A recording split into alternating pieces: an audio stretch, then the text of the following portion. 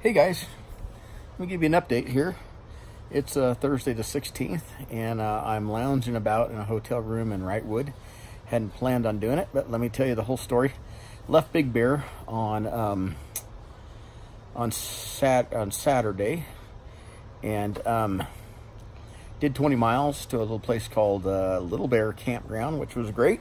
Did fine, and it was mostly downhill actually from Big Bear.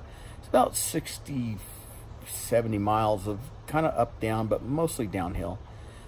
My favorite kind of trail. This trail is just kind of cruisy, just kind of going up and down, and it's a little foggy out, so not super hot. Don't get these super often, but man, these are the kind of days that kind of on the trail for. I really like this. It won't be this way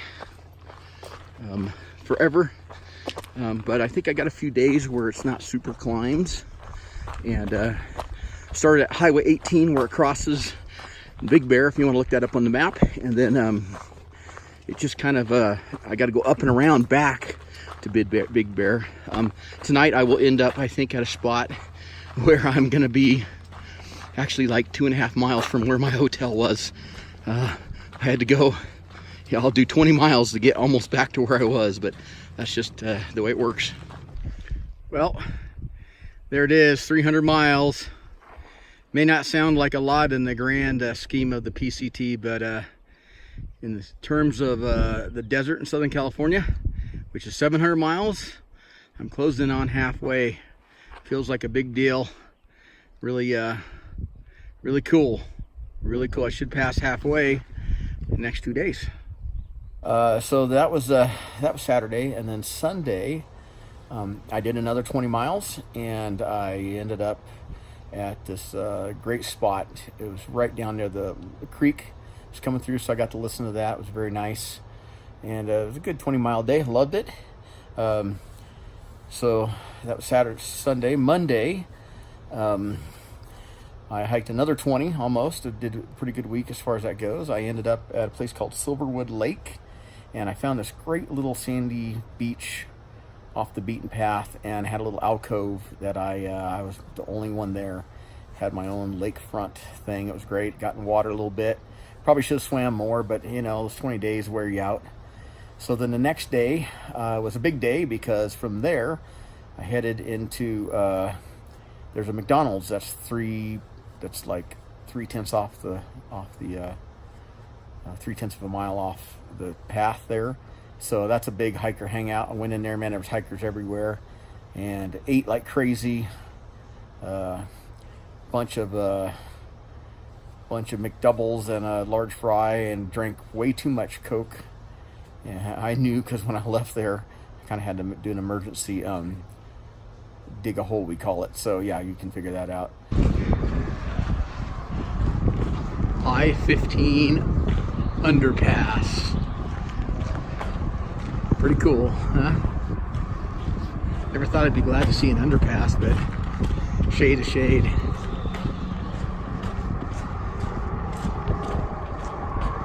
Oh, kind of creepy corrugated tunnel here under the railroad tracks. I feel like the old $6 million man going through the tunnel. For you old people will remember that. And then the next day, Wednesday, I camped at a place. I don't think I only made not quite 20. It was like just a mile and a few tenths short of 20. The next day was one hard day. I connected with a guy named Oconee, who I've camped with a few times, and you know, he's a little older than me, guy from Georgia, and we seem to connect really well. And him and I hiked the whole day together. Okay, man, here with my buddy Oconee. We're at 350 miles. This is significant because this is halfway through the desert, and it's what, 10 o'clock? We're chugging along. All we're doing is going uphill all day. But hey, we're getting there, man. Thanks for coming along. We went from 3,400 feet all the way up to 8,300 feet, 8,400 feet.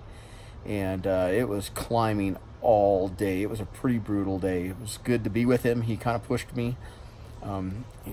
experienced hiker, and we ended up way up on this mountain. I was going to bypass Wrightwood. That was my plan. And Tanya was going to come down to Disneyland, so I was going to kind of I was near some roads where she could kind of give me a quick resupply. But anyway, so that was my plan. That was our plan. My plan. I was up on the mountain, and the weather got horribly bad. Horribly. And it started getting windier and windier, and colder.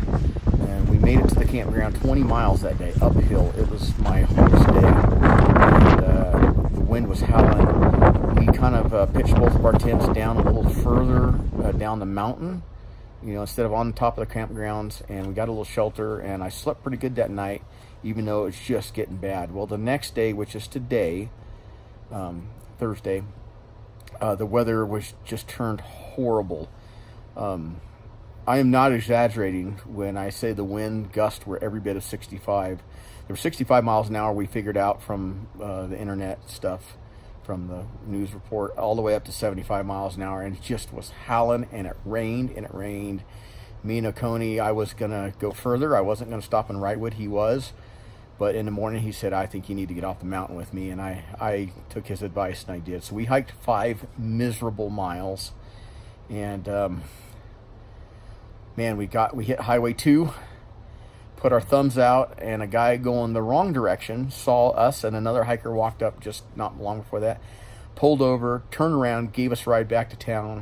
His name was Bill. I can't tell you how much I appreciate that. And then me and Oconee, I think we got the last room in town. The weather was so bad, people who hadn't planned on staying ended up staying. And so there's hikers everywhere. I tell you what, it was the worst weather I think I've ever been in. It's just the wind, and it was rain. Oh, by the way, it did snow. So I've now experienced searing heat, heavy rain, wind like I've never experienced, and snow. So the PCT throws everything at you. So unexpected, but it was good to get off the mountain. Sitting here in a hotel right now. Figured I'd just give you this update, and I'm sure I'll have more adventures for you, more stories for you down the road. So as always, I sure appreciate you guys coming along with me. And by the way, what do you think of the beard, huh? Kind of coming in, huh? Not too bad. Yeah.